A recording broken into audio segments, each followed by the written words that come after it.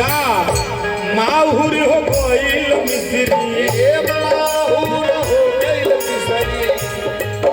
एकरी खातिर देवेंद्र भाई आराम से एकरी खातिर बड़ा मिस्री भी माहुर हो गइल बा। कल के बतावत तनी कहानी भैया मऊ रोडवेज पर हम उतरल रहनी जिलेबी वाला एगो जिलेबी छनला जिलेबी बना के देहला सबके एगो पेपर पर ऊपर देखा तनी हमके बुझाता कि 2024 के ही रहल हुई। भगवान राम माता जानकी भैया लक्ष्मण पवन पुत्र केसरी नंदन माता अंजना के लाल भगवान शिव के रुद्र के 8वां अवतार हनुमान जी के छवि भी साथ में रहे। ऊपर हमके जिलेबी दलस खाए के हम ध्यान देनी खा तनी जिलेबिया खा के जैसे कगजवा मोड़ के फेंकत नहीं एगो कुकुर चाटत रहे। कहनी के हे प्रभु ई घोर कलयुग आ गइल कि आज रामायण के गीता के पुराण के वेद के महाभारत के हर पन्ना पर देखत नहीं कि लोग चौराहा पर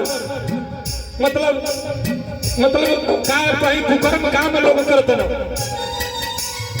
आज हिंदू सनातनी धर्म के अंदर प्रभु खातिर ना ही देखिए एगो खाली बांटल गई गीता कुरान सब एक बार अलग अलग धर्म के अलग अलग ग्रंथ के रचना कल गई। ए पर कवि के भाव के लिखे के पड़ल ई कुल देख के का लिखले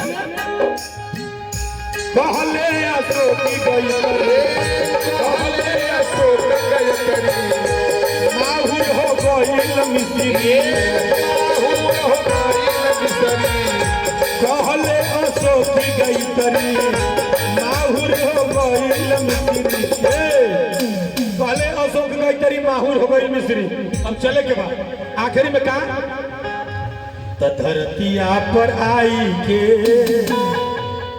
अगर ये जीवन मिलल बा हमनी के तो चल जाओ दरबार में कुल काट खाट के 5 मिनट भी भगवान खातिर समय निकालल जाए नहीं क्या मौका राम राम भी कोई दे जाए तो कितना बड़ा सौभाग्य के बात बा। तो धरतिया पर आई के जीवन बनाए भगवान